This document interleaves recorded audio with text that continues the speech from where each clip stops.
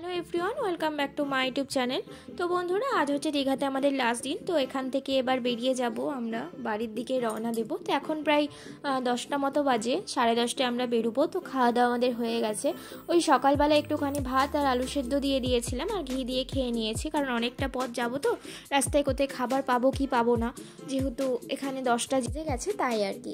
তো আমাদের গাড়িতে সমস্ত জিনিসপত্র তোলা হয়ে গেছে, এবার জাস্ট বেরোনোর পালা। তো এই রাস্তা দিয়ে কদিন আগে খুব যাচ্ছিলাম, যে সোজা যাচ্ছে একদম সমুদ্রের দিকে, আর বাঁ দিকে যাচ্ছে ওই হাই রোডের দিকে।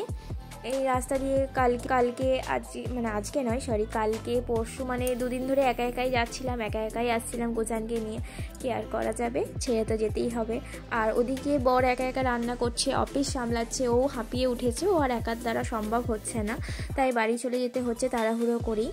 আর কতদিনই বা থাকবো, 3 দিন তো হয়েই গেল।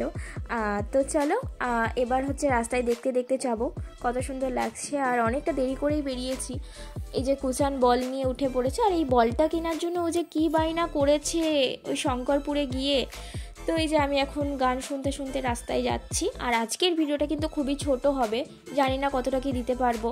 আর বর আজকে বাড়িতে মাংস রান্না করে রাখবে বলেছে। দুপুরে একটা হোটেলে ঢুকেছিলাম খাওয়ার জন্য, খাওয়া দাওয়া করে কিন্তু আমাদের অনেকটা রাস্তা ভুল হয়ে গেছিলো।